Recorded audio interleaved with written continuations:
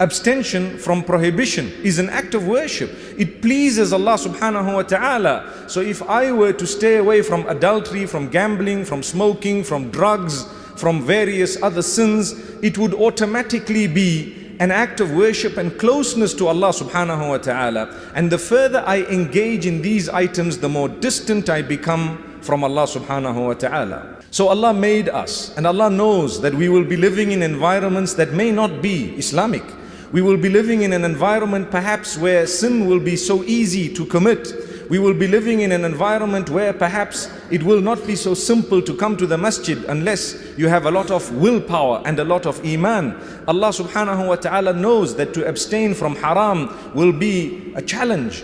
Allah knows that we will be living across the entire globe, Muslim lands, non-Muslim lands, and so on. He knows that you and I will exist and are existing, and He knows who is to come after us. So He has set a plan, and that plan is in order to help us pull through in a way that we earn Jannah. May Allah grant us Jannah. Ameen.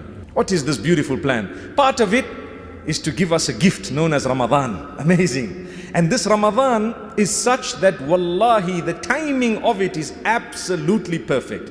Absolutely perfect. Imagine if throughout the globe, everyone had to have Ramadan at exactly the same time in the Gregorian year, which means, say for example, now we have June and July. Throughout the life of an individual where you are living, it's always in June and July. It won't be fair, because sometimes you will have a cold fast, sometimes a fast in the heat, sometimes a long one, sometimes a short one. The people in the UK are literally struggling at the moment, achieving a greater reward for their dedication for fasting 18 to 20 hours right now, but they will be smiling all the way when their fast is only about 6 to 8 hours.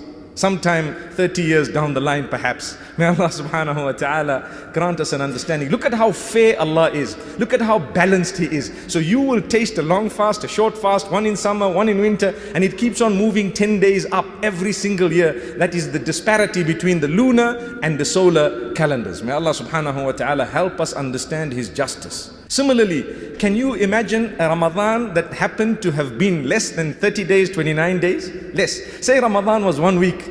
Just as we are rolling in and warming up, it's over. We would not achieve the proper spirituality. Allah knows that you need one whole month out of the 12 months.